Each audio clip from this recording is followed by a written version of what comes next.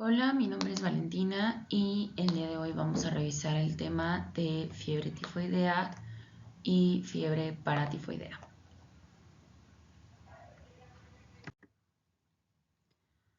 Primero vamos a revisar algunos conceptos básicos. Vamos a empezar por enterobacterias. Las enterobacterias van a ser un grupo grande y heterogéneo de bacilos gram negativos y bueno, el hábitat natural de estas bacterias va a ser las vías intestinales, específicamente de los humanos y algunos animales. Esta familia de enterobacterias va a tener muchos géneros. Entre ellos vamos a tener a la Escherichia, Shigella, Salmonella, Enterobacter, Klebsiella, Serratia, Proteus, entre otros. Estas enterobacterias van a ser anaerobias o algunas también son aerobias facultativas que van a fermentar una amplia gama de carbohidratos y estos van a poseer una estructura antigénica compleja y van a poder producir una variedad de toxinas y otros factores que van a apoyar a su virulencia. Es importante recalcarles que durante las explicaciones iniciales vamos a hablar de manera muy general, pero la enterobacteria de nuestro interés, como podemos ver en la diapositiva, es la que está subrayada, es decir, la salmonella. Siguiendo a las enterobacterias, tenemos que tienen una clasificación. Estas son el grupo más común de bacilos gram negativos que se van a cultivar en laboratorios clínicos junto con los estafilococos y los estreptococos. Las enterobacterias se encuentran entre las bacterias que más a menudo van a producir algún tipo de enfermedad. Y bueno, de estas se han definido alrededor de 63 géneros. Sin embargo, las enterobacterias de importancia clínica van a comprender de 20 a 25 especies y las otras se descubren en poca frecuencia. ¿Esto qué quiere decir? Que de los 63 géneros de enterobacterias, solo de 20 a 25 especies van a tener la capacidad de enfermar al ser humano y las demás se van a descubrir en menor frecuencia.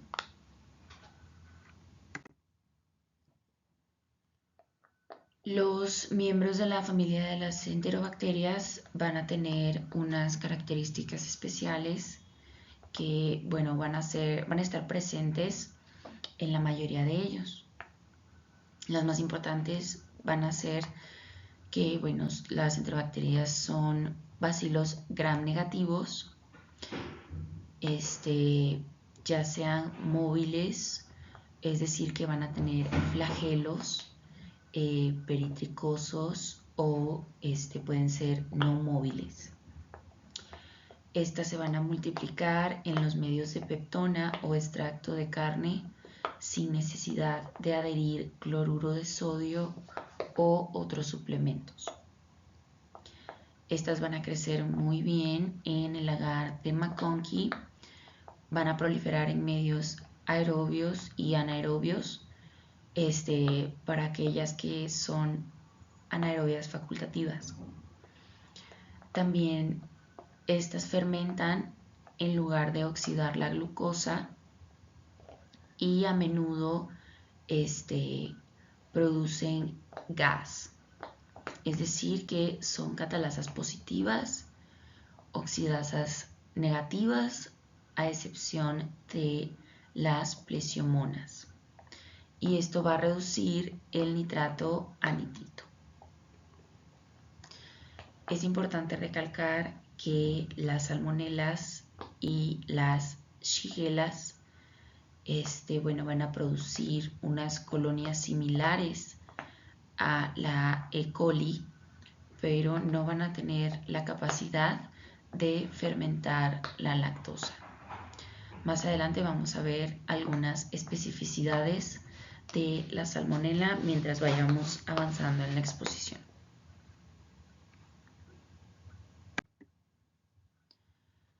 Aquí tenemos una tabla de la identificación presuntiva y rápida de bacterias entéricas gram negativas. Vamos a tener que se dividen en 3 grupos.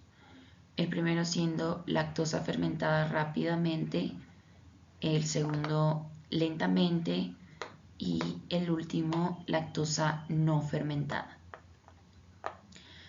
Entre las fermentadas rápidamente vamos a encontrar a las enterobacterias Escherichia coli, que va a tener como características que van a poseer un brillo metálico en sus medios diferenciales, colonias móviles y planas no viscosas. Después tenemos a la Enterobacter aerogenes, que va a poseer colonias elevadas con ausencia de este brillo metálico, las cuales van a ser móviles con un crecimiento más viscoso. Después tenemos a la Enterobacter cloacae, que va a ser similar a la anterior. Por último vamos a tener a Klebsiella pneumoniae, que posee una multiplicación muy viscosa, mucoide y va a tener unas colonias no móviles. Moviendo a la caracterización de la lactosa fermentada lentamente, tenemos a la Edwardziella, la Serratia, la Citrobacter, un subgrupo de la Salmonella arizona, la Erwinia y algunas cepas de Shigella sonnei. Por último, en la lactosa no fermentada vamos a ubicar a especies de Shigella que no van a ser móviles, no producen gas a partir de dextrosa. Vamos a tener también especies de Salmonella que se van a caracterizar por ser móviles y formar ácido y gas a partir de la dextrosa. Después tenemos a especies de Proteus en las cuales van a poder proliferar en un agar de urea rápidamente hidrolizada, que va a presentar un olor característico a amoníaco. También las especies de Providencia distintas a Providencia stuarti, las especies de Morganella y las especies de Yersinia. Ahora es momento, ya con esta base sobre las enterobacterias, que nos adentremos un poco más en el tema, específicamente, hablando de la salmonela.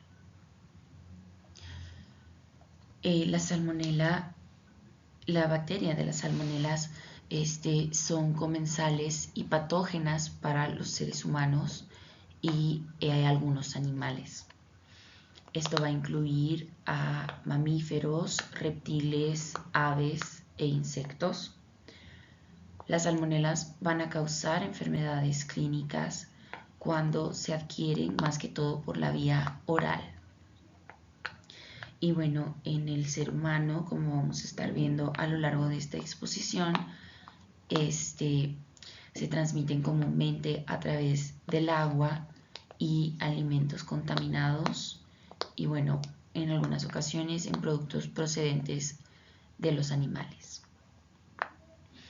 Hablando desde el punto de vista clínico, tenemos que las salmonelas van a ser la causa de enteritis, de infección sistémica y fiebre entérica. Sin embargo, también puede ocurrir la colonización asintomática, como veremos más adelante, así como la condición de portador crónico, que también definiremos a lo largo de esta exposición.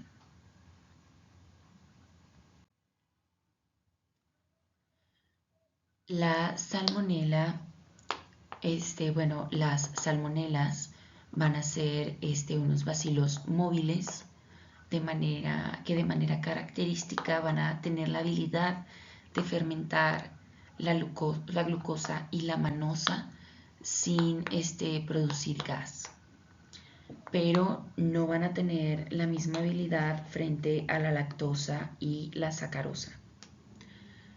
La mayor parte de las salmonelas van a producir un compuesto denominado ácido sulfídrico y bueno, estas enterobacterias a menudo van a resultar patógenas al ser humano y a los animales cuando son ingeridas por vía oral. Estos organismos, originalmente descritos en el género Arizona, ahora se incluyen como subespecies del grupo Salmonella. Y bueno, una característica muy importante también de la salmonela que vamos a tener que considerar en su patogenicidad va a ser que tiene la habilidad de sobrevivir a la congelación en el agua durante largos periodos.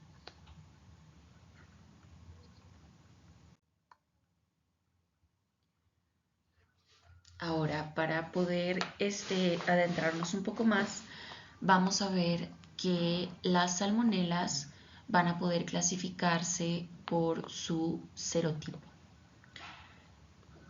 Un serotipo se va a traducir a una palabra que vamos a estar escuchando próximamente, que va a ser serobares. Las dos especies de salmonela que hay y sus respectivas subsecciones van a ser más de 2500 serobares. Y nos vamos a enfocar en algunos a lo largo de esta exposición. Tenemos que también considerar que los serotipos se van a asignar de acuerdo a estructuras que va a poseer esta bacteria de la salmonela, que van a ser estructuras de superficie consideradas antigénicas. Entre estas vamos a encontrar el antígeno O somático y los antígenos H flagelares. En esta diapositiva les anexé los serogrupos conjunto a los serobares más comunes de la salmonela, que van a tener un efecto al ser ingeridos específicamente en el ser humano. La primera, como podemos ver, se denomina Paratyphi A, y esta es la responsable del cuadro clínico de la fiebre paratífica, o también conocida como la fiebre paratifoidea. Seguida de esta tenemos la salmonela acona, que va a caracterizarse por un cuadro clínico habitual de gastroenteritis. Seguida de esta tenemos a la salmonela paratyphi B, que como podemos observar también es responsable de la fiebre paratifoidea. Seguida de esta tenemos a la Typhimurium, que también es responsable de gastroenteritis, la Heidelberg, que también va a ser responsable de gastroenteritis, pero adicionándole bacteriemia. Seguida de esta tenemos a la Paratyphi C, que también va a ser responsable de la fiebre paratifoidea. Después tenemos a la Cholerae suis, que va a ser responsable de bacteriemia. Después tenemos a la Newport y la Virchow, que también van a ser responsables de gastroenteritis. conjunto a la última que vemos, que es la enteritidis. Sin embargo, una de las más importantes que vamos a estar mencionando a lo largo de esta exposición va a ser específicamente la Salmonella typhi, que, como ya deben haber deducido, es la responsable de la fiebre tifoidea. Bueno, para poder adentrarnos en la siguiente parte de nuestro tema, vamos a recalcar que las bacterias, las enterobacterias gram negativas que van a colonizar al ser humano y van a ser responsables de la fiebre tifoidea o entérica y la paratifoidea van a ser respectivamente la Salmonella typhi y la Salmonella paratyphi A, B y C. Estas infecciones por estas bacterias son causadas en la mayoría, como ya habíamos revisado, por la ingestión de alimentos y agua contaminadas, específicamente por residuos fecales que van a proceder de enfermos o portadores crónicos, que, como les había mencionado, vamos a revisar un poquito más de este concepto en la brevedad. En ocasiones poco comunes, estudios han revelado que el contagio por medio del contacto sexual también es posible, específicamente el contacto sexual anal. Para el contagio por ingestión son de particularidad importancia los alimentos como la carne, el huevo, los lácteos, que no son cocinados por el tiempo adecuado, y también los productos manipulados como el helado, las cremas, los chocolates y las salsas con huevo.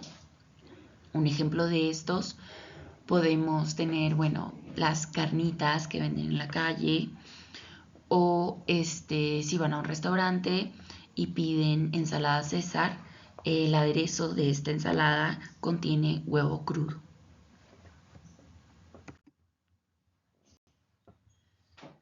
Adentrándonos, ya en la parte patogénica de la salmonela, vamos a tener algunas características principales que vamos a revisar.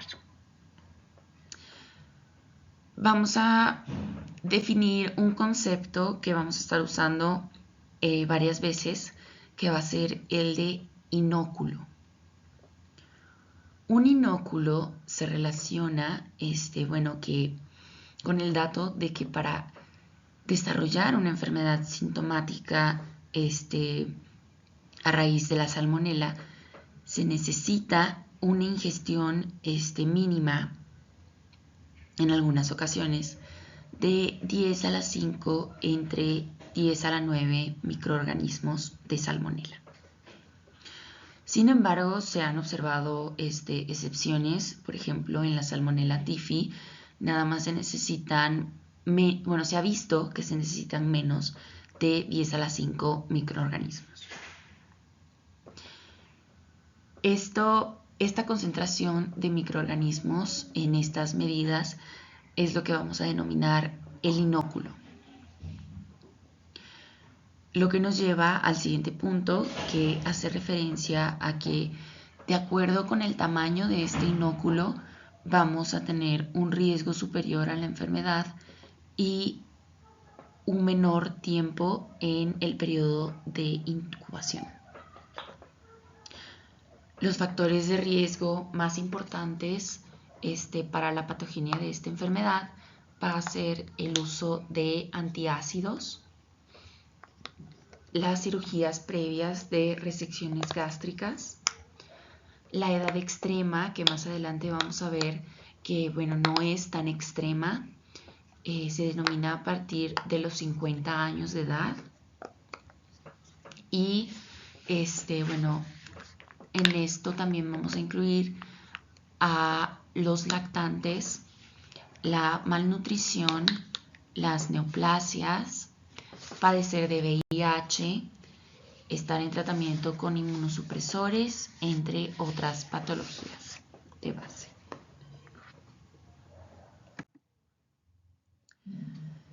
La estructura antigénica de las bacterias, como les había mencionado cuando hablamos de la estructura antigénica de la salmonela, que les recuerdo que tiene que ver con el antígeno somático O y el antígeno somático H. Bueno, estas enterobacterias van a tener una estructura un poco compleja en cuanto a sus antígenos. Van a haber alrededor de 150 diferentes antígenos somáticos termolábiles o que van a ser diferentes lipopolisacáridos y alrededor de 100 antígenos K que se van a denominar capsulares, igual termolábiles, y también más de 50 antígenos H flagelares, porque se van a encontrar en los flagelos de la bacteria, específicamente en la salmonela de serotipo TIFI. Los antígenos capsulares, es decir, los antígenos K, se van a denominar antígenos B, que van a ser importantes recordar cuando al final de la exposición hagamos referencia a la vacunación. Volviendo a los antígenos O, vamos a encontrar que estos van a ser la parte más externa del lipopolisacárido de la pared celular y van a consistir en unidades repetitivas de un polisacárido, los cuales algunos van a contener azúcares únicos y bueno, van a ser termolábiles. ¿Esto qué quiere decir? Que van a ser resistentes al calor y adicionalmente van a ser resistentes al alcohol. Estos van a poder ser detectados por medio de una aglutinación bacteriana y bueno, los anticuerpos predominantes contra este antígeno O van a ser los IgM. Los antígenos H, como les mencionaba, son flagelares y son capaces de desnaturalizarse o eliminarse con calor o alcohol, a diferencia de los antígenos O. Estos se van a conservar mediante tratamiento de variantes bacterianas móviles con formalina. Estos antígenos H se aglutinan con anticuerpos anti-H, que van a ser principalmente las inmunoglobulinas de tipo G. Estos determinantes en los antígenos H van a tener la función de la secuencia de aminoácidos en la proteína flagelar, es decir, la flagelina. Siguiendo con los antígenos K o capsulares o el antígeno B en caso de la salmonela, estos van a ser externos a los antígenos O en algunas enterobacterias. Algunos van a ser polisacáridos como los antígenos K de la E. coli y otros van a ser proteínas. Los antígenos K van a interferir con la aglutinación del antisuero O y bueno, se les asocia con la virulencia de estas enterobacterias.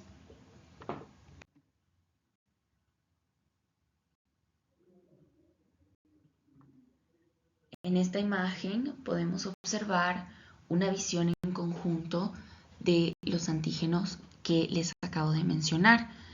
Tenemos los flagelares, que van a ser los H, los O, que van a estar en la pared celular,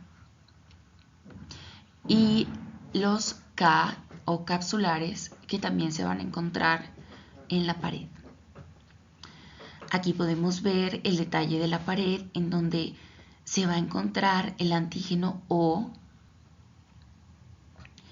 La zona central bueno, recordemos que el antígeno O está compuesto por lipopolisacáridos y el peptidoglucano sobre la membrana celular.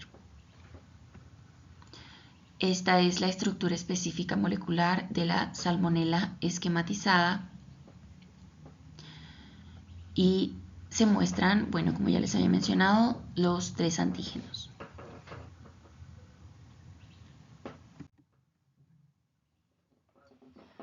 Los serotipos específicos que ya habíamos comentado de la salmonela van a ser la salmonela typhi y la salmonela paratyphi.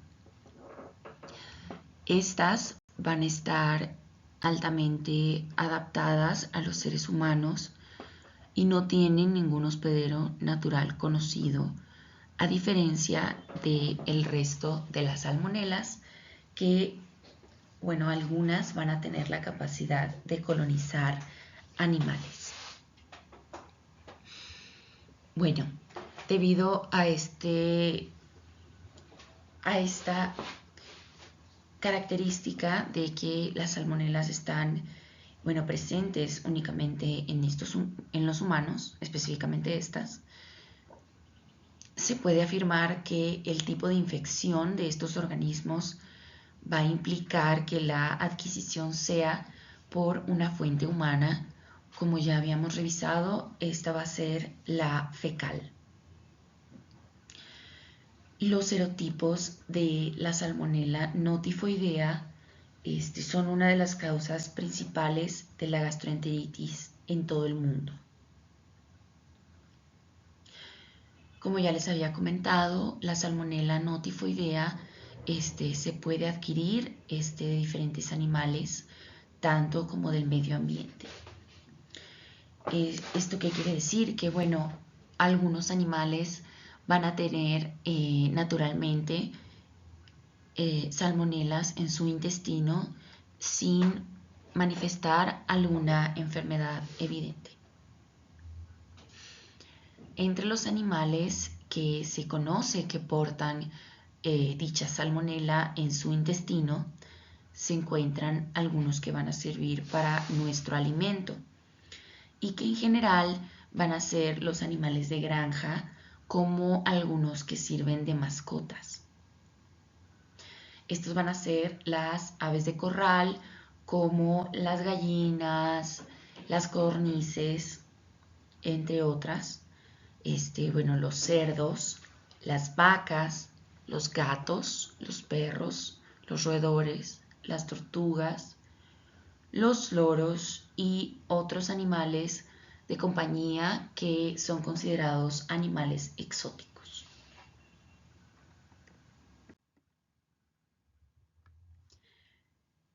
Estas enfermedades clínicas inducidas por salmonela vamos a tener 3 tipos: las fiebres entéricas, las septicemias y las enterocolitis. Vamos a empezar mencionando las enterocolitis, en donde su periodo de incubación va a ser de 8 a 48 horas. Su inicio va a ser abrupto. La fiebre por lo general va a ser de aparición lenta. La duración de la enfermedad va a variar entre 2 a 5 días. Los síntomas gastrointestinales van a ser náusea, vómito, diarrea al inicio de la enfermedad. Los resultados en un hemocultivo van a resultar negativos y a diferencia del coprocultivo, en donde va a ser positivo poco después del inicio de esta enterocolitis bacteriana inducida por salmonela. Continuando con la septicemia, vamos a tener que su periodo de incubación va a ser variable, abrupto, de aumento rápido, con espigas en una temperatura séptica.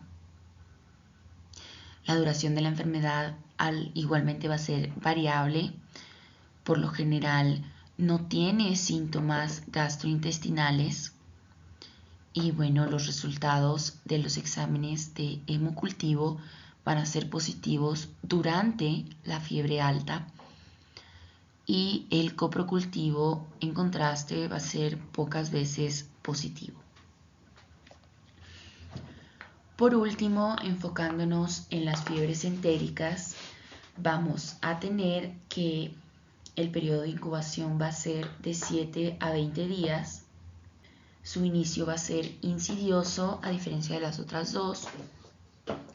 La fiebre va a ser gradual y luego va a tener una meseta alta con un estado tifoideo que vamos a identificar más adelante en la exposición.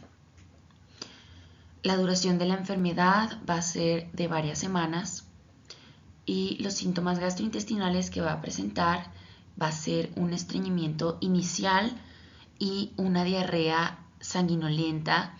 Vamos a ver más adelante específicamente en qué casos vamos a observar este tipo de diarrea y de qué son indicativas.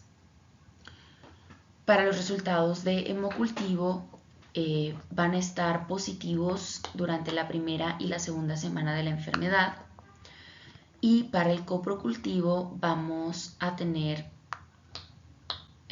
únicamente positivos después de la segunda semana de la enfermedad y negativos antes.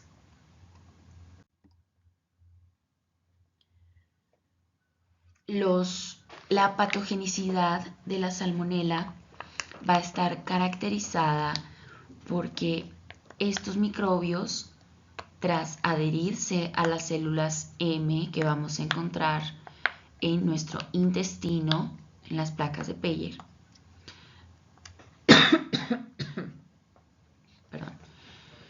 van a penetrar la mucosa intestinal por un proceso que se conoce como endocitosis mediada por el microorganismo o endocitosis mediada por bacterias.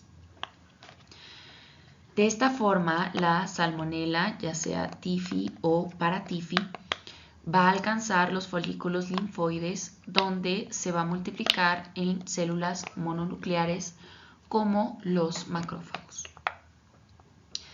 En la mayoría de estas infecciones por salmonela, el proceso se va a limitar a la pared intestinal o los vasos linfáticos, como vamos a ver más adelante.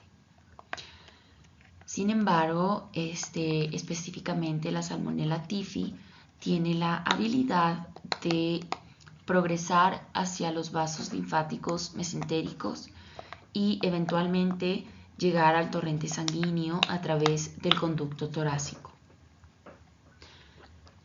Estos microorganismos, es decir, estas enterobacterias de salmonela que alcancen la circulación general, pueden llegar a la vesícula biliar desencadenando diferentes tipos de patologías.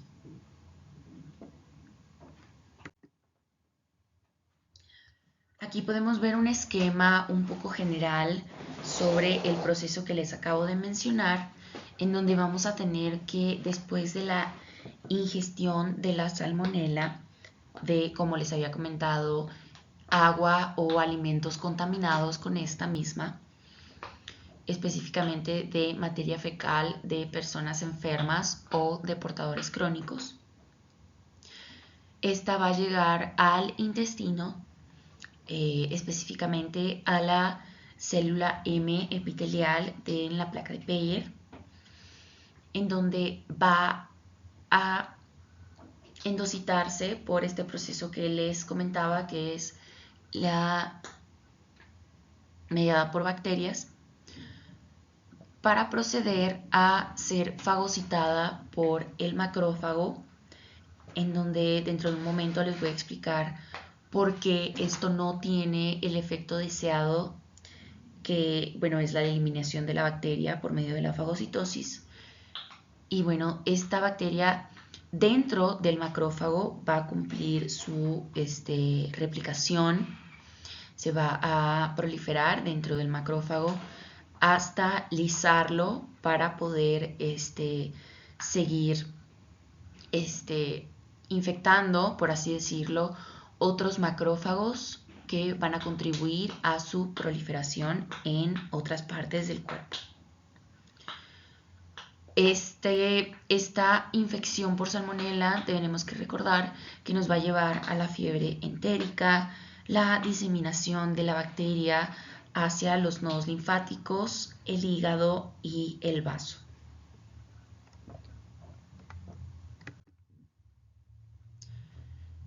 En esta imagen vamos a volver a revisar los componentes de nuestra bacteria. Vamos a tener bacilos, una pared bacteriana, un citoplasma, ADN, ribosomas y flagelos, que son los que podemos ver alrededor de la bacteria. Las características más importantes que va a tener nuestra bacteria, que la van a ayudar con la infección en el ser humano, va a ser el antígeno somático o los lipopolisacáridos, el antígeno de superficie B o el antígeno K y el antígeno flagelar H. Esta bacteria, les voy a recalcar que puede ser cultivada en cualquier medio que contenga glucosa, lactosa y nitratos. Y va a estar presente en embutidos, carnes, huevo y lácteos. Las personas más susceptibles a este tipo de infecciones van a ser los menores de 12 meses, los lactantes, las personas mayores de 50 años y el personal de salud que está expuesto por medio de la manipulación de las muestras fecales de las personas que están infectadas. Una característica muy importante de la salmonela que ya habíamos revisado es el inóculo, que es la concentración, la cantidad de bacterias que se ingieren. Entonces, ustedes se deben estar preguntando, ¿cómo es posible que esta bacteria llegue hasta mi intestino si se supone que tenemos barreras naturales que nos defienden de este tipo de situaciones? Bueno, estas barreras, como ya las conocen, van a ser el ácido clorhídrico, las sales biliares y las lisocimas. Lo que va a pasar la manera en la que nos vamos a ubicar en la posibilidad de que haya una infección por esta bacteria va a ser precisamente en el tamaño del inóculo. Obviamente, mientras más bacterias nosotros consumamos, vamos a tener una mayor probabilidad de que algunas de estas bacterias no logren ser captadas por nuestras barreras de defensa, causando, la infección. Otra característica, otra vía posible que prácticamente nos garantiza la infección por esta bacteria va a ser aquellas personas que consuman regularmente antiácidos y antibióticos como la ampicilina, sin algún tipo de restricción. Esto va a debilitar nuestras barreras naturales y va a ponernos en riesgo para la infección de este tipo de bacterias. En esta imagen podemos observar una versión ampliada del proceso que se lleva a cabo cuando la bacteria llega hasta nuestro intestino. Ya les había comentado que la bacteria, por medio de un proceso denominado endocitosis mediada por bacterias, va a tener la capacidad de atravesar la célula M, llegando hasta los macrófagos que podemos ver aquí. Estos van a intentar fagocitar a esta bacteria sin éxito, ahorita vamos a ver por qué, y van a dirigirse hacia la circulación linfática y la circulación sanguínea, lo que nos va a causar diferentes efectos en diferentes sistemas. Entonces, Vamos a recalcar que la enfermedad tiene una latencia de hasta 30 días. Y bueno, continuando con lo que va a causar en cada órgano, vamos a definir que en el aparato digestivo va a poder causar la presencia de esta bacteria náusea, vómito, diarrea, mala digestión, mala absorción, intolerancia alimenticia, distensión y dolor abdominal. Un dato curioso específicamente sobre el sistema digestivo es que una de las recomendaciones que se les hace a los pacientes cuando padecen de esta infección por salmonela es que no consuman lácteos, ya que podría ocasionar una intolerancia a la lactosa en el paciente. Continuando con el hígado, vamos a tener que la infección de esta bacteria puede presentar anemia hemolítica, ictericia, que nos puede llevar al kernicterus, la desnutrición, la hipoglucemia y la inmunosupresión. En la médula ósea también nos puede ocasionar anemia, así como en el vaso, en donde podemos tener anemia trombocitopénica y leucopenia. En el corazón vamos a presentar una bradicardia relativa. También tenemos que tener en cuenta la posibilidad de una sobreinfección bacteriana. Y bueno, en caso de el encéfalo vamos a tener alteraciones del comportamiento que se van a hacer presentes, ya que, bueno, recalcándoles, cuando los macrófagos llegan a la circulación sanguínea y son portadores de estas salmonelas, al momento en el que las salmonelas se hayan replicado las suficientes veces y hayan lisado al macrófago, van a poder llegar al cerebro en donde van a proliferar, causando alteraciones del comportamiento como desde letargo hasta alucinaciones.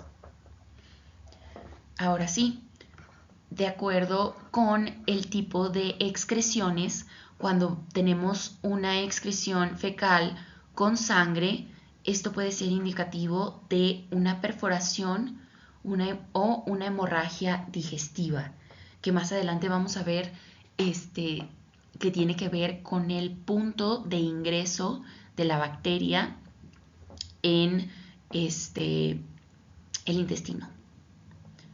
En el sistema linfático, en los nódulos linfáticos, vamos a tener un crecimiento, una inflamación, la presencia de dolor, ulceración y una sobreinfección. Adicionada la fiebre prolongada y el exantema rosado, que dentro de breve vamos a definir mejor. Ahora, para explicar de manera más profunda el proceso por el que la enterobacteria de Salmonella va a orquestar su entrada en la célula M, vamos a tener que una vez que la Salmonella typhi o paratyphi llegan al intestino, van a penetrar en la capa de la mucosa y atravesar la capa intestinal a través de las células fagocíticas de los micropliegues conocidas como las células M. Entonces, estas están adentro de las placas de Peyer y para poder lograr esta endocitosis mediada por bacterias, las salmonelas van a estimular la formación de unos festones en la membrana de estas células epiteliales que, bueno, normalmente no son fagocíticas. Dichos festones van a alcanzar a englobar estas bacterias adherentes dentro de unas grandes vesículas, iniciando el fenómeno denominado endocitosis mediada por bacterias, que va a depender de la llegada directa de las proteínas de la salmonela al citoplasma de las células epiteliales, gracias a un sistema que se denomina sistema de secreción tipo 3, que es específico de las bacterias.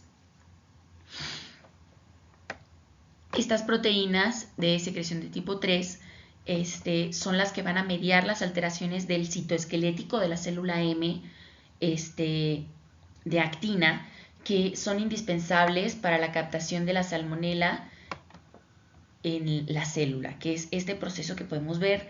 Aquí vamos a ver cómo la salmonela llega al intestino y se adhiere por medio de sus fimbrias a la célula M y va a formar este complejo que ya denominamos como festones, y va a lograr su endocitosis mediada por bacterias a la célula M.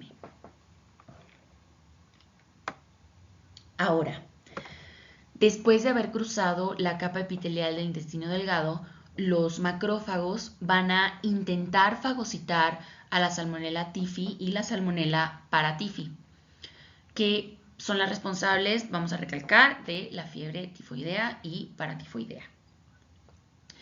Estas salmonelas van a sobrevivir en el entorno antimicrobiano de los macrófagos porque van a tener la capacidad de percibir las señales que van a desencadenar los sistemas de regulación de las bacterias fagocitadas.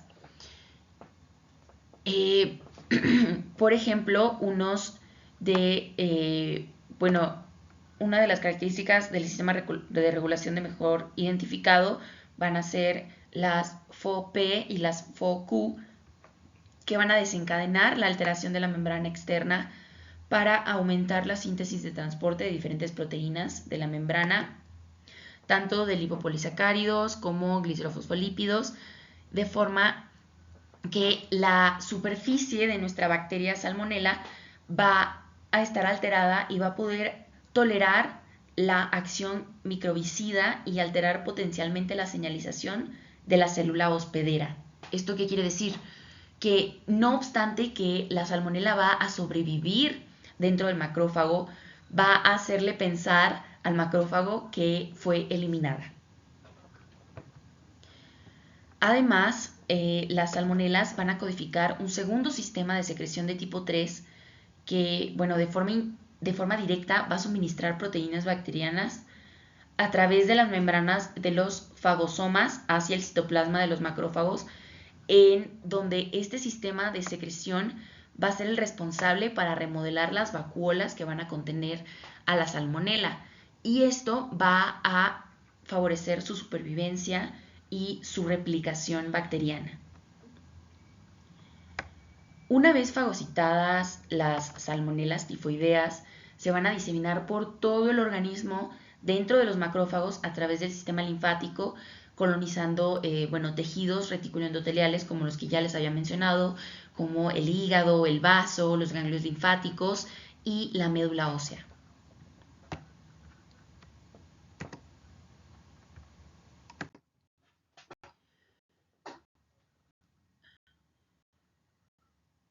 Ahora, por esta parte del cuadro clínico de la salmonelosis, vamos a ver una de las características específicas que vamos a observar en los pacientes. Entonces, vamos a tener la gastroenteritis, la fiebre entérica o tifoidea, también se conoce, la bacteriemia, las infecciones vasculares, las infecciones localizadas, el estado de portador crónico y el exantema maculopapuloso, asalmonado, que vamos a conocer como la roceola tifoidea. En esta pequeña infografía vamos a poder ver el cuadro clínico presente y el medio de diagnóstico ideal dependiendo de la semana de evolución de esta enfermedad. Entonces, en la semana 1 vamos a tener que el cuadro clínico va a caracterizarse por una fiebre mayor a 39 grados, una diarrea en sopa de chícharos y una bradicardia relativa. El diagnóstico durante la primera semana va a ser por medio de hemocultivo. Durante la semana 2 vamos a tener un exantema tifoideo, es decir, nuestra roceola tifoidea, una hepato o esplenomegalia y una fiebre que va a descender. Un dolor abdominal. Y va a ser posible detectarla por mielocultivo. En la semana 3 vamos a tener una posibilidad de perforación o absceso abdominal, una hemorragia intestinal, y una fiebre que ahora sí desciende y va a ser posible detectarlo por medio de coprocultivo. Para la cuarta semana de evolución de la enfermedad se espera que ya haya habido una resolución de estos síntomas.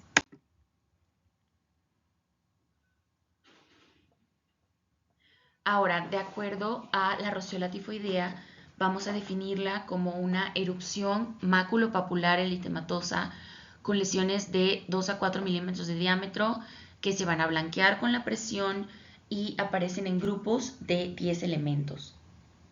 Estas van a ser transitorias y van a desaparecer, puede ser en horas o días, sin dejar ningún tipo de cicatriz. Aquí podemos ver en esta área que estoy señalando que hay un total de 10 elementos y podemos ver cómo se agrupan en estas pequeñas concentraciones de 10 elementos cada una. Ahora sí, vamos a comenzar a definir la fiebre tifoidea y la fiebre paratifoidea. Las enfermedades bacterianas sistémicas de la fiebre tifoidea y la paratifoidea van a ser derivadas de la salmonelosis, específicamente por la Salmonella typhi y la Salmonella paratyphi, tanto la A como la B como la C. Como ya les había mencionado, van a tener un comienzo insidioso con unas manifestaciones no específicas que van a ser por lo general la fiebre, el malestar general, la anorexia, las cefaleas, la bradicardia relativa, la tos seca, la roceola tifoidea, la gastroenteritis y el dolor abdominal. El 30% de nuestros pacientes van a manifestar esta roceola tifoidea y bueno, la única diferencia que hay entre la fiebre tifoidea y la fiebre paratifoidea es que en la paratifoidea vamos a ver una sintomatología y unas características similares, pero menos atenuadas. El periodo de incubación de la fiebre tifoidea va a ser dependiendo obviamente del tamaño del inóculo, como ya lo habíamos discutido, pero se va a ubicar en un rango de los 7 a los 21 días. Y bueno, del 2 al 5% del total de nuestros pacientes van a convertirse en portadores crónicos, que va a ser un concepto que vamos a revisar en un momento. En cuanto a la epidemiología de la fiebre tifoidea, la OMS estipula que, bueno, se producen más de 12 millones de casos anuales de fiebre tifoidea y paratifoidea que, bueno, conllevan a 125,000 muertes. La mayor tasa de incidencia de estas enfermedades se encuentra en Asia y el sur de África, específicamente en India, Pakistán y Bangladesh. Y bueno, la mayoría ocurre durante el periodo de verano y otoño. Es frecuente en todas las edades, pero como ya les había comentado, el peor pronóstico se encuentra en la población geriátrica y en los lactantes. También tiene una incidencia mayor en los niños de 5 años. Y bueno, en México, de acuerdo al último boletín epidemiológico, que es el de la semana 32, publicado el 23 de agosto de 2023, se estimaron un total de 9.231 casos de fiebre tifoidea y 3.471 casos de fiebre paratifoidea. Aquí podemos ver la tabla del boletín epidemiológico de la semana 32, de donde se obtuvieron estos datos. Aquí podemos ver de fiebre tifoidea y de fiebre paratifoidea están separados por estados y contienen los totales tanto de femenino como de masculino. Y en comparación con el acúmulo de casos en 2022 en cada uno. La suma de los totales de femeninos y masculinos son los que me dieron los totales que acabo de mencionar. Y bueno, también vale la pena que revisemos cuáles son los estados con el mayor número de infectados, tanto de hombres como mujeres. En la primera tabla podemos ver fiebre tifoidea que hay una mayor incidencia en los estados de Tamaulipas, Sinaloa, y Coahuila, conjunto con Chiapas. En la segunda columna, que corresponde a la fiebre paratifoidea, podemos observar que la mayor incidencia se encuentra en Chiapas, en en Guerrero y en Sonora y Tabasco.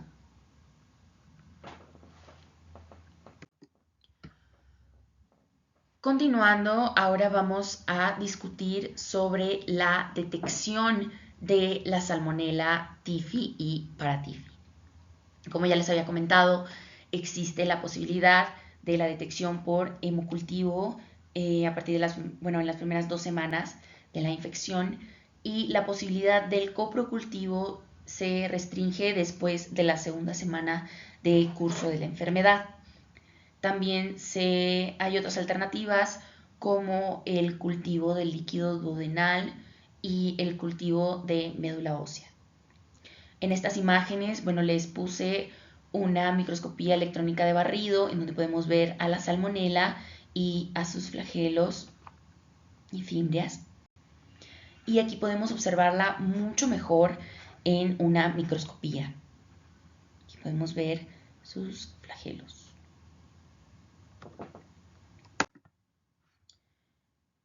Bueno, otros datos de laboratorio que nos van a dar la indicación, la alarma de una infección bacteriana por salmonela va a ser la leucopenia, la anemia normocítica normocrómica, la trombocitopenia moderada e hipofibrinogenemia, la leucocitosis superior a 10/109.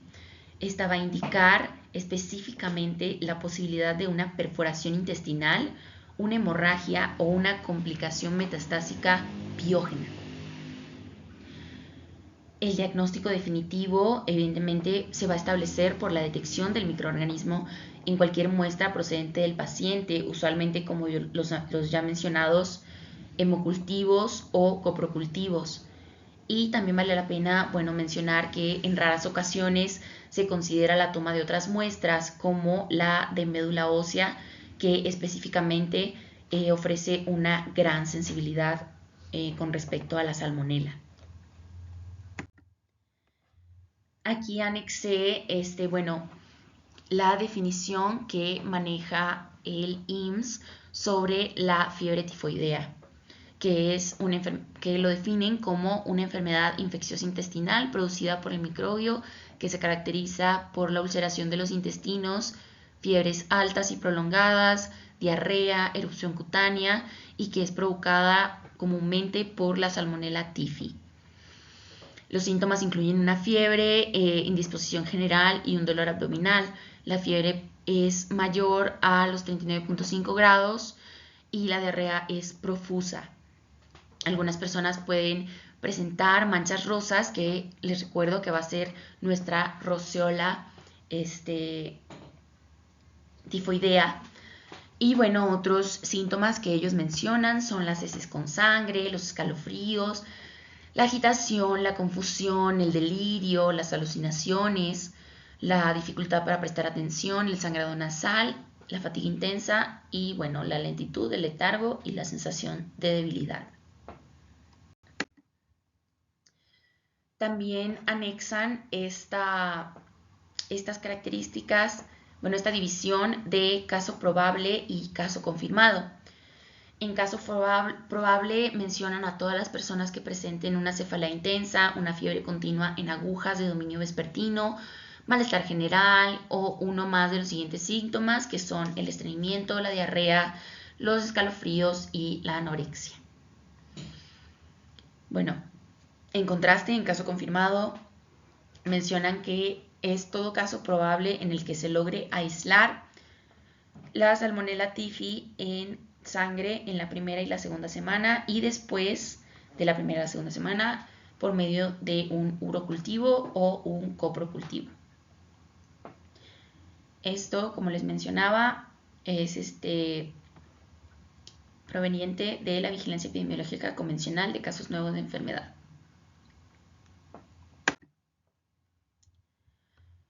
ahora vamos a discutir un poco más sobre las complicaciones de esta enfermedad.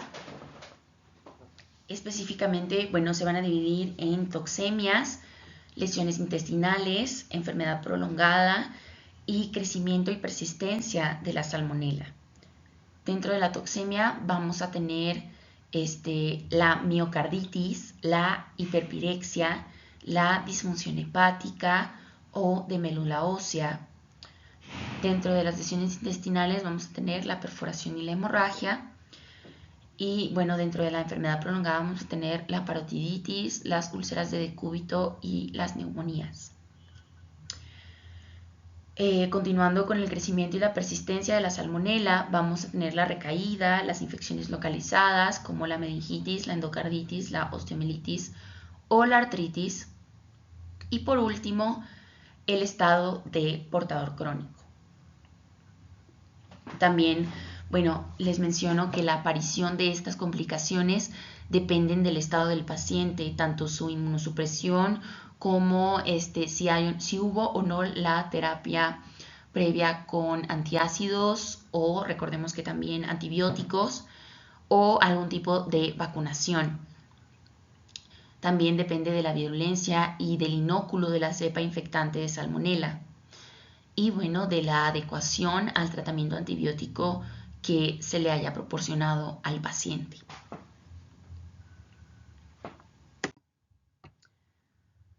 Continuando con la hemorragia del tubo digestivo que se va a presentar en el 6% de los pacientes y la perforación intestinal que se va a presentar en el 1% de los pacientes. Con estas con mayor frecuencia van a ocurrir entre la tercera y la cuarta semana de la enfermedad y van a ser consecuencia de la hiperplasia, la ulceración y la necrosis de las placas de Peyer justo en el sitio de infiltración por la salmonela, que vamos a recordar que van a ser las células M.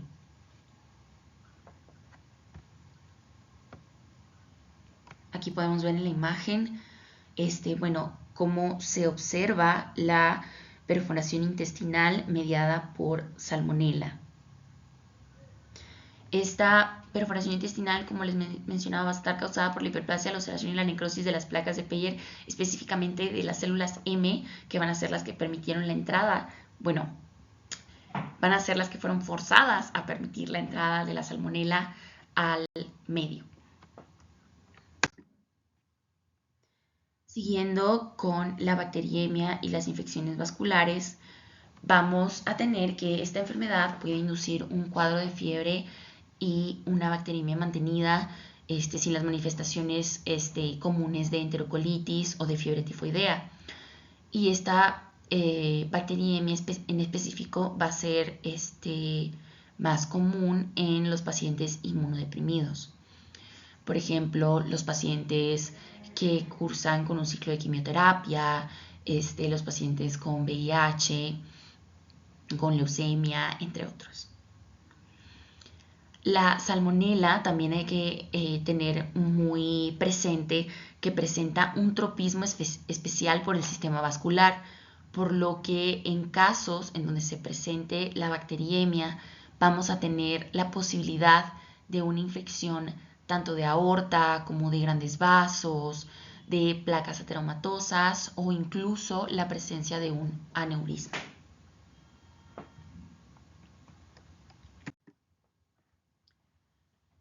Las infecciones focales se van a producir en cualquier lugar del organismo y también van a ser frecuentes en pacientes que cursan con esta bacteriemia.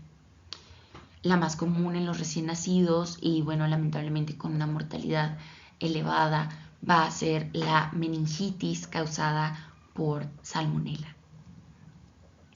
Los pacientes geriátricos, los cuales poseen enfermedades de base como hipertensión, diabetes, entre otras, también los VIH positivos van a tener la posibilidad de presentar algún tipo de neumonía, de absceso pulmonar o un empiema por salmonela. Estos también dependiendo del tamaño del inóculo y de la gravedad de la infección, van a tener una mortalidad elevada.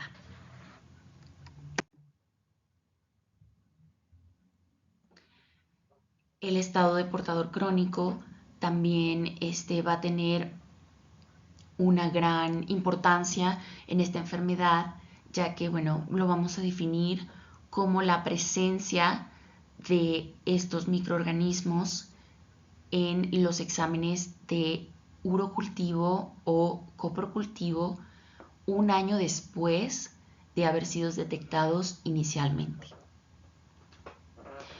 El estado de portador crónico de las variantes de Salmonella, que son responsables, bueno, de lo que ya habíamos hablado, de la fiebre tifoidea y la paratifoidea, están asociadas al desarrollo de carcinoma vesículo-biliar y otras neoplasias digestivas, precisamente por lo que habíamos comentado en un inicio de la distribución sanguínea que puede llegar hasta la vesícula biliar, y también del daño que provoca la salmonela al entrar y penetrar las células M, que puede llevar a neoplasias digestivas.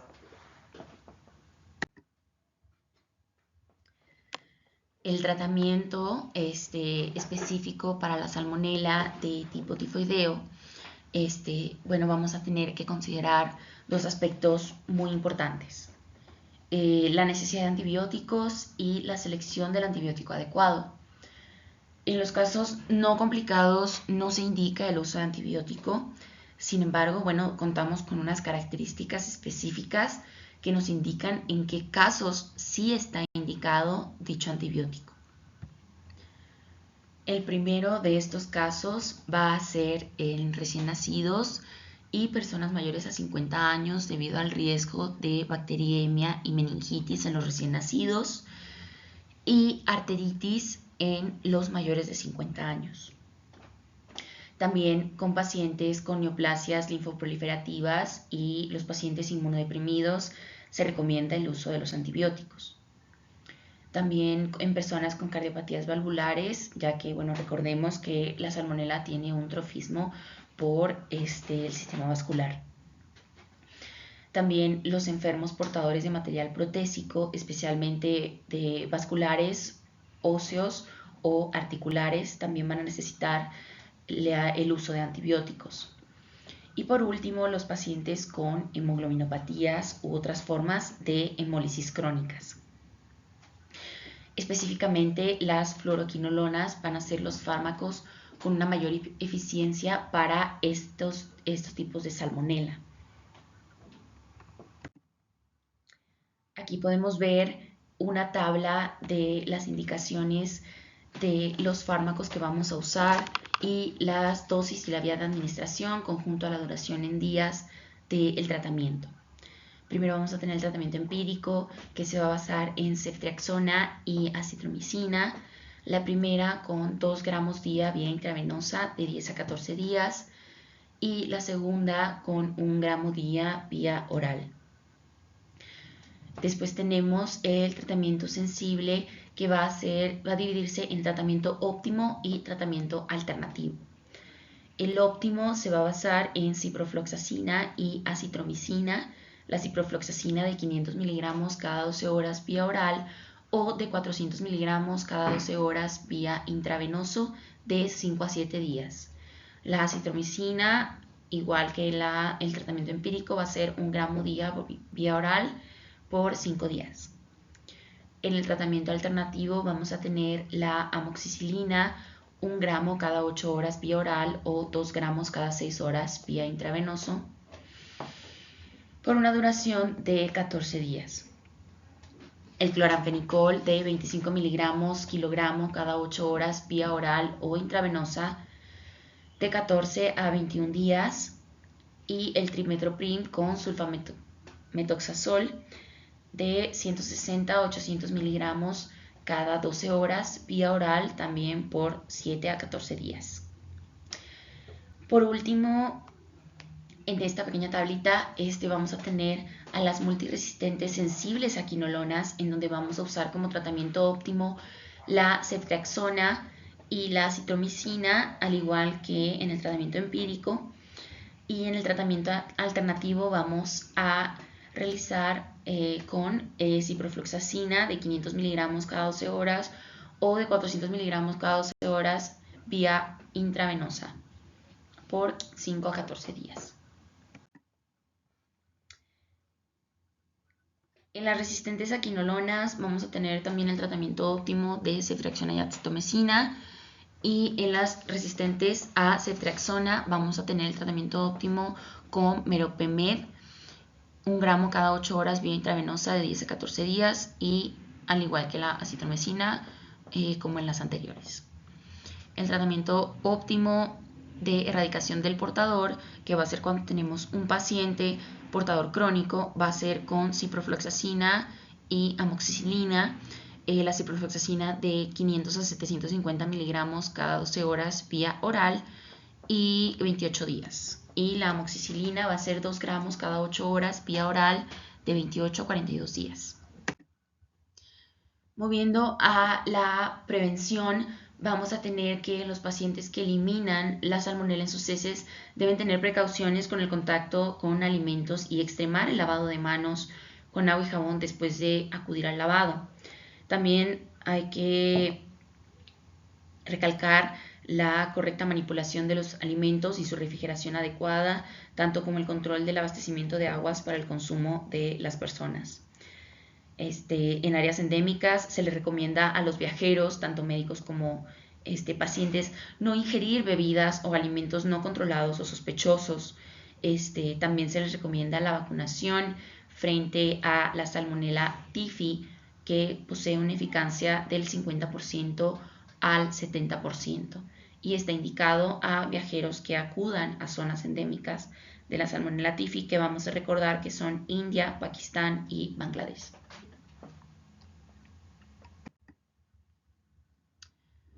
Para la vacunación, una de las vacunas, la vacuna principal que se va a utilizar es la Tifin-B, que es la vacuna antitifoidea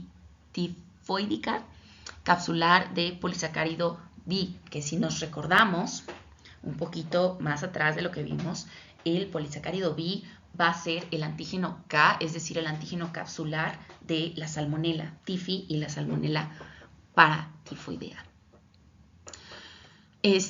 Cada jeringa va a contener una dosis de 0.5 mililitros que va a incluir el polisacárido capsular B purificado de la Salmonella typhi, específicamente de la cepa typhi 2, y una solución isotónica tamponada, que va a estar compuesta de fenol, de solución isotónica, cloro de sodio, fosfato dibásico de sodio y fosfato monobásico de sodio, conjunto con agua inyectable.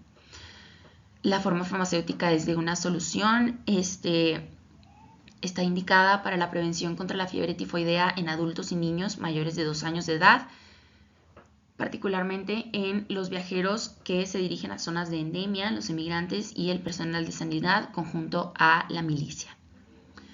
La vía de administración va a ser intramuscular o subcutánea de una sola inyección y bueno, si se mantiene la exposición al riesgo, se debe practicar una revacunación cada 3 años. El esquema de vacunación va a ser el mismo en niños y en adultos y bueno, antes de la administración, los productos biológicos de uso parenteral deben ser inspeccionados visualmente por materiales extraños y de coloración. En dado caso, pues no se debe usar la vacuna. Y el área cutánea debe tener la asepsia adecuada. Ahora, las contraindicaciones de esta vacuna son muy específicas. Bueno, la hipersensibilidad al principio activo se debe posponer en caso de una enfermedad febril o aguda, y en ausencia de estudios de compatibilidad de esta vacuna no debería mezclarse con otros medicamentos. También no se puede administrar a niños menores de 2 años. Les anexé un cuadro en donde podemos ver que existen 2 tipos de vacunas. Tenemos la vacuna de polisacárido B, que fue la que vimos ahorita, y la vacuna T2LA. Entonces vamos a revisar esta, que es una cepa viva atenuada de Salmonella typhi. Esta es una vacuna oral disponible en cápsulas de cubierta entérica que se va a administrar en 4 dosis. Una cápsula vía oral en días alternos con un intervalo de 48 horas entre cada dosis. Está recomendada para niños mayores de 6 años. Los viajeros deben revacunarse anualmente y quienes viven en regiones endémicas deben hacerlo cada 3 años. Esta confiere la protección después de 10 a 14 días posteriores a la tercera dosis. Está aprobada en su uso de niños a partir de los 6 años de edad y bueno, las reacciones adversas incluyen la fiebre y el dolor de cabeza del 0 al 5% de los casos. Esta vacuna está autorizada en 56 países de África, Asia, Europa, América del Sur y los Estados Unidos. Ahora vamos a revisar una serie de algoritmos con respecto al diagnóstico de la fiebre tifoidea. El primero que vamos a revisar es el básico en cuanto a un paciente que acude a la consulta o servicio de urgencias presenta fiebre. Vamos a investigar los datos clínicos de la fiebre tifoidea, que van a ser la fiebre mayor a 39 grados por más de 72 horas, los escalofríos, la cefalea, el malestar general, las mialgias, la tos y las alteraciones gastrointestinales.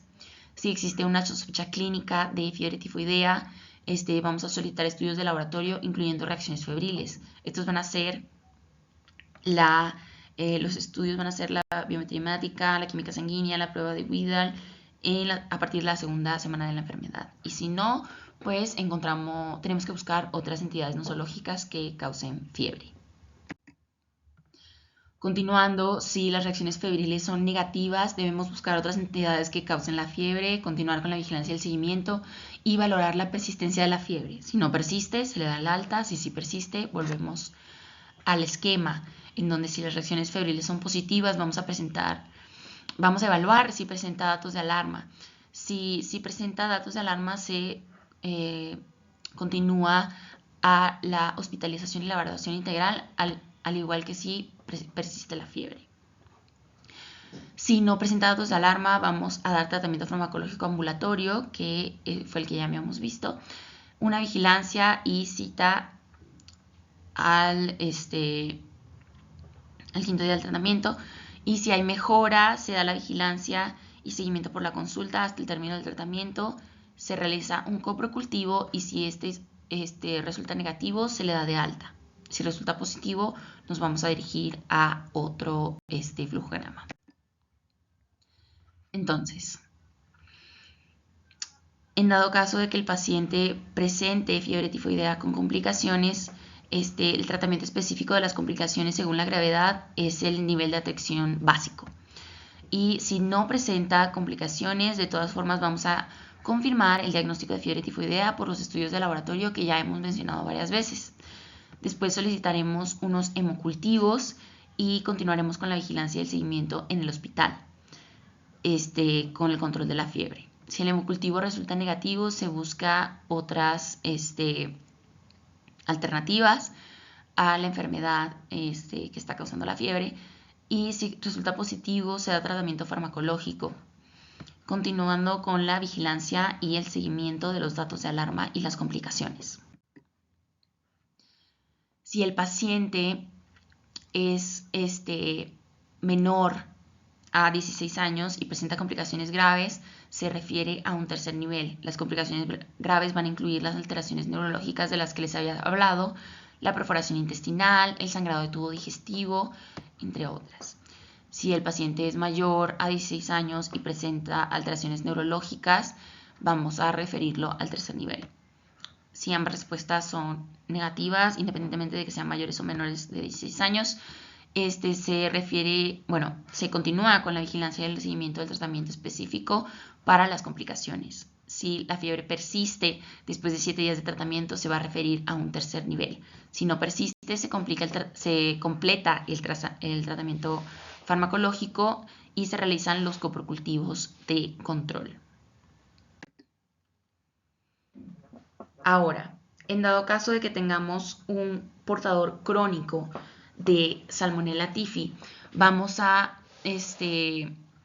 dar tratamiento de erradicación y dar cita a consulta externa a la mitad del tratamiento para coprocultivos de controles. Si el coprocultivo es negativo, se completa el tratamiento. Y si el coprocultivo es positivo, se refiere a un tercer nivel de especialistas. En dado caso de que el coprocultivo sea negativo, se da cita al término del tratamiento con coprocultivo y ahí se vuelve a valorar si es positivo o negativo. En dado caso de que sea negativo, se realizan coprocultivos seriados cada 6 semanas y en dado caso de que uno resulte positivo, se refiere a tercer nivel y en caso de ser negativo, se le da el alta. Por último, vamos a revisar las recomendaciones clave que nos da el Instituto Mexicano del Seguro Social con respecto a la fiebre tifoidea.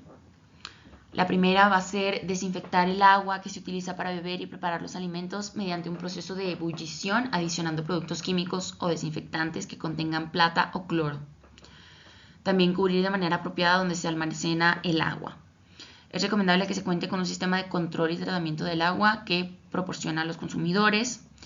También se recomienda manejar y procesar los alimentos aplicando las siguientes medidas, como la higiene de manos con agua y jabón antes de preparar o consumir alimentos, lavar con agua y jabón las frutas y las verduras y desinfectarlas con productos microbicidas que contengan cloro o plata. Ingerir agua embotellada o hervida al menos de 1 minuto o, en su defecto, agua carbonatada.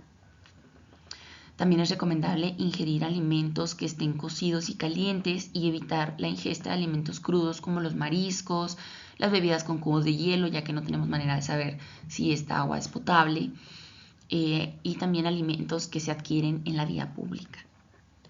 También se recomienda aconsejar a las personas de depositar la basura en recipientes que permanezcan cerrados para evitar la presencia de moscas y que estas moscas pueden llevar esta materia fecal y distribuir el riesgo de contaminación de los alimentos.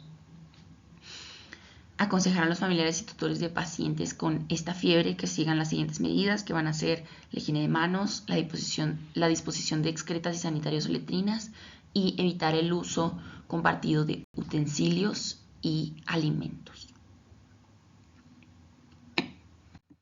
Y bueno, eso fue todo. Esta es la bibliografía, más que todo de este artículo, el Farreras, el Harrison y el Jawitz. Muchas gracias.